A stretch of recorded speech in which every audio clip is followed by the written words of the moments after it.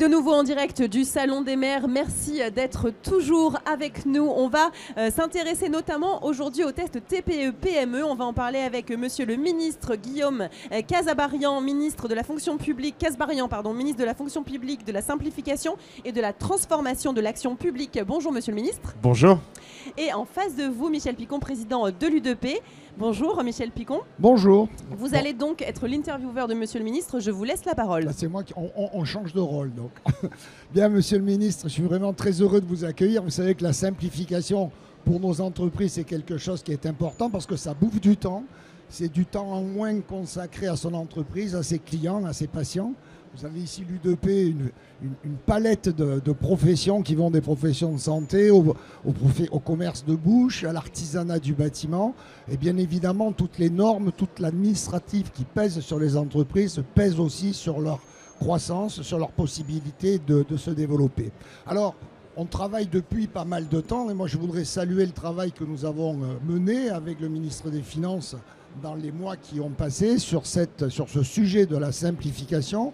Et il y a un sujet qui nous tient particulièrement à cœur, ça évite de faire des bêtises collectives, c'est-à-dire qu'avant de mettre en place une nouvelle loi, une nouvelle norme, une nouvelle réglementation, qu'elle puisse être testée en entreprise. Alors nous ici, nous sommes des petites entreprises de moins de 11 salariés majoritairement, et nous avons souhaité que ce test ne soit pas limité aux PME, mais descende aussi aux TPE. Et il y a un certain nombre d'exemples où si on descend sur une TPE, on se rend compte que ça ne fonctionne pas. Le dernier en date, qui n'est pas encore fait, mais ça tourne, c'est celui d'un jour de solidarité supplémentaire. Bon alors, nonobstant l'intérêt de travailler plus dans notre pays, l'inquiétude que nous avons, c'est que dans les petites entreprises, nous n'avons pas de RTT. Donc il n'y aura pas un jour de RTT à restituer. Nous n'avons pas non plus de pointeuse, on ne travaille pas comme ça. Donc finalement, ça va se traduire par une chose, c'est 0,30 de plus pour l'entreprise. Et je dis que si nous testions dans une TPE, on se rendrait compte qu'au fond, la petite TPE, sur une disposition de ce type, elle ne va rien gagner en productivité. Par contre, elle aura une charge supplémentaire. C'est pour ça que nous sommes très attachés. Alors ça peut fonctionner sur une PME, où vous avez des RTT, mais dans une TPE, ça ne fonctionnera pas. J'illustre par cet exemple le besoin absolu de tester dans des toutes petites entreprises. Merci Monsieur le Président pour votre accueil, merci pour cet échange.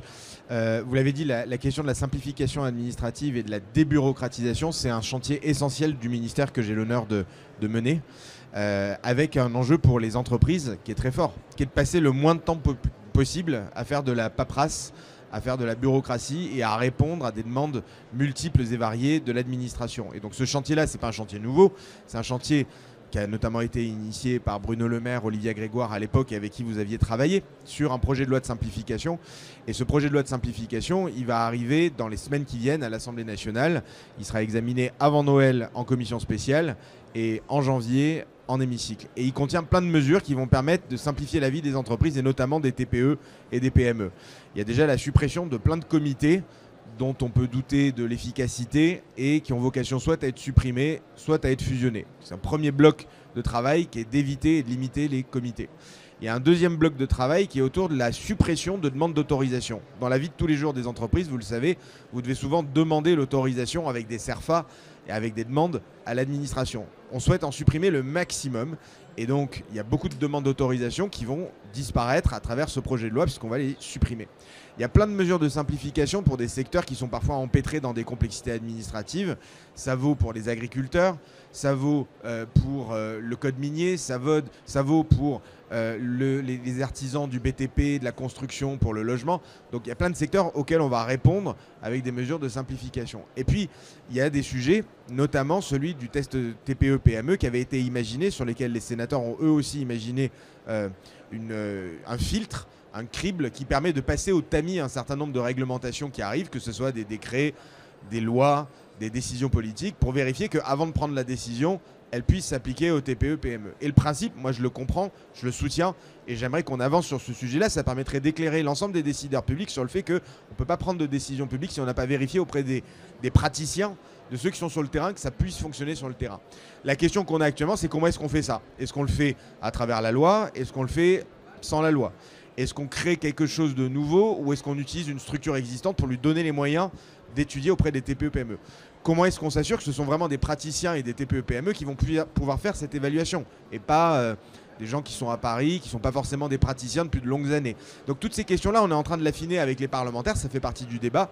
Moi, je suis favorable sur le principe à ce qu'on avance pour vérifier à chaque fois que le nouveau flux de normes passe au crible de ce test TPE-PME. La question, c'est comment est-ce qu'on l'écrit pour faire en sorte que ce soit le plus léger, le plus efficace et le plus simple possible. Il faut montrer l'exemple. Donc montrons que ce test TPE-PME, il est hyper simple et c'est comme ça qu'on arrivera à le faire prospérer et en faire un vrai outil d'aide à la décision publique pour éviter que des décisions soient prises qui embêtent les TPE-PME. Merci pour ce message et votre engagement à associer dans les tests in situ les toutes petites entreprises parce que la structure est différente. Et vous évoquiez tout à l'heure ce que nous on appelle le dites-le nous une fois. En fait, beaucoup de professions, notamment les professions alimentaires, lorsqu'elles commercent des produits alimentaires, elles doivent faire 2 déclarations à 2 services différents. Nous avons fait dans le cadre des travaux que nous avons menés ensemble 130 propositions sectorielles.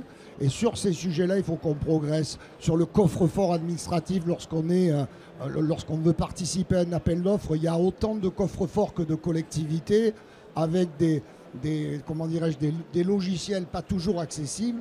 Ce qu'on souhaite, nous, c'est qu'il y ait un coffre-fort universel pour toutes les collectivités locales, qu'elles soient régionales, départementales ou communales, et qu'on puisse avoir dans ce coffre-fort déjà des informations dont l'État dispose, qui peuvent être incrémentées à l'intérieur.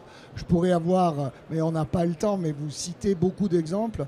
Et donc cette idée où l'administration est encore plus que ce qu'elle peut l'être aujourd'hui au service des entreprises pour nous faire gagner du temps, c'est vraiment une idée que j'espère on partage ensemble. Mais bien sûr qu'on la partage et il faut qu'on arrive à la mettre en place concrètement partout sur le terrain. Et c'est vrai que cette belle promesse du « dites-nous-le une fois » qui est essentielle, qui est de dire arrêtez de demander tous les jours les mêmes papiers, les mêmes justifications, les mêmes documents alors que vous avez déjà ces informations et que je les ai déjà remplies dans le passé. Donc arrêtez de me surcharger avec des demandes régulières.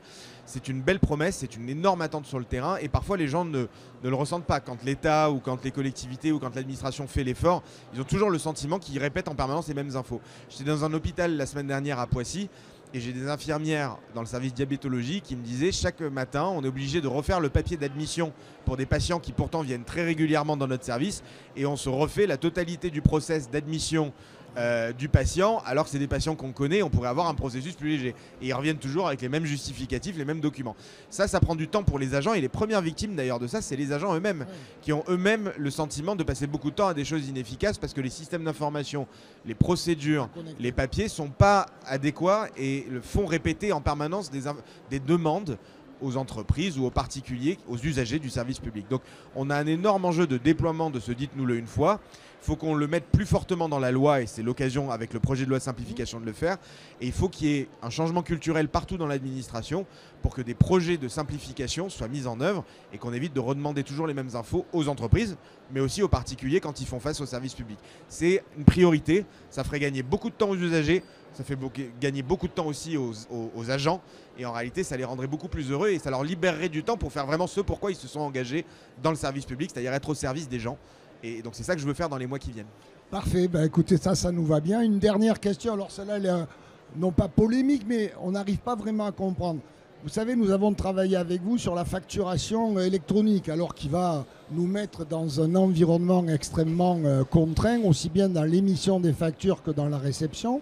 Lorsque nous avons travaillé ensemble avec les services de l'État, avec les cabinets des différents ministres qui se sont emparés de ce sujet, on nous avait promis une plateforme permettant aussi bien d'émettre que de recevoir des factures, une plateforme publique.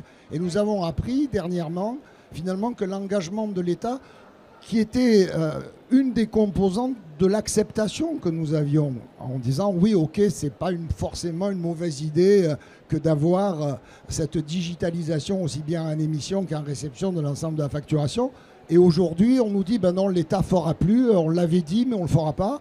Donc déjà, il y a un peu la parole de l'État qui nous gêne, parce que nous, on y croit, la parole de l'État. Quand l'État nous dit on va faire et que derrière, il nous dit on ne fait plus sans concertation, ça nous agace un petit peu, monsieur le ministre. Je comprends. Après, je pense qu'on partage ensemble la volonté de digitaliser, dématérialiser.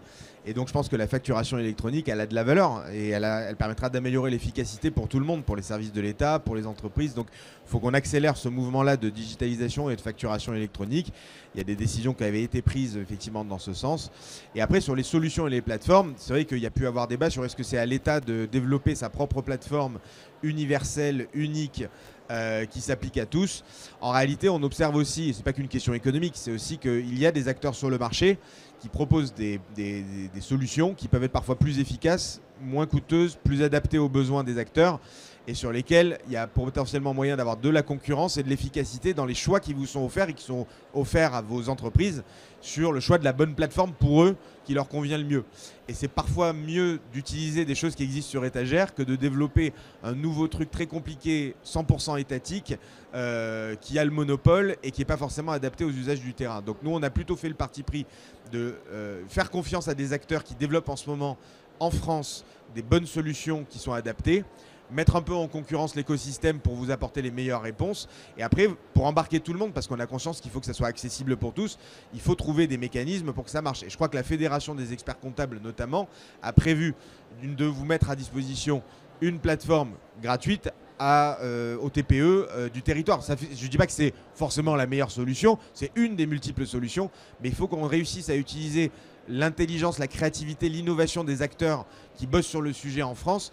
Parfois, c'est plus utile d'utiliser ce canal-là que de développer une solution 100% étatique qui s'applique à tous et qui n'est pas forcément la plus adaptée à tout le monde. Donc, je comprends le débat, je comprends la difficulté et je comprends votre remarque. Et on essaye d'avancer ensemble pour un objectif partagé, je crois, qui est celui de la digitalisation et de la facturation électronique qui servira tout le monde à la fin. Oui, mais ça sera une charge supplémentaire tout de même pour les entreprises. Pas s'il y a des solutions qui peuvent être mises à disposition des TPE gratuitement. Encore une fois, il y a des acteurs qui aujourd'hui travaillent. La Fédération des experts comptables y travaille. Il y aura peut-être d'autres solutions qui arriveront et qui auront une facturation différenciée d'ailleurs entre les petits et les gros. Mais moi, je fais confiance à l'innovation et à la créativité des Français et des spécialistes du sujet pour mettre à disposition les meilleurs outils pour répondre à vos besoins qui sont des vrais besoins réels. Cela dit, monsieur le ministre, dans le privé gratuit, vous y croyez ? Il peut y avoir des modèles, vous savez qu'il y a des modèles où on ne facture pas la même chose aux petits et aux gros. Il y a des modèles où quand on est petit, on paye beaucoup moins, voire même parfois c'est gratuit. Et si vous voulez passer à l'étape du dessus et avoir plein de services associés, là vous payez. Mais tout le monde ne paye pas toujours le même tarif dans tous les services que vous utilisez sur des plateformes, dans plein de domaines différents de la vie. Il y a parfois des choses sur lesquelles vous avez un accès gratuit. Et parfois, si vous voulez le petit plus, là il faut payer et là c'est facturé. Donc il faut trouver des modèles un peu innovants parce que oui, tout ne peut pas reposer, vous le savez Monsieur le Président, dans le contexte budgétaire dans lequel on est aussi, tout ne peut pas reposer uniquement sur des solutions 100% gratuites pour tout le monde avec les mêmes services financés 100% par l'État. Et on a besoin aussi de trouver des modèles un peu innovants de financement parce que tout ne peut pas reposer sur le contribuable sur ce genre de système. Donc débattons ensemble, continuons à discuter sur le sujet. Mais je suis sûr qu'on peut trouver une solution qui est à la fois adaptée aux besoins, pas chère, voire même gratuite pour les petits, et à l'inverse qui contient des services premium qui sont facturés pour les plus gros. Ça fait partie des modèles qu'on peut imaginer ensemble. Vous savez ce qu'on dit, quand c'est gratuit, c'est toi le produit. En tout cas, on va travailler ensemble, monsieur le ministre, Président. sur ce sujet. Merci beaucoup. Merci à vous. Merci beaucoup. Merci monsieur le ministre, merci monsieur le Président. Merci à vous de nous avoir suivis. On vous donne rendez-vous très vite pour cette dernière heure, toujours en direct sur le Salon des maires.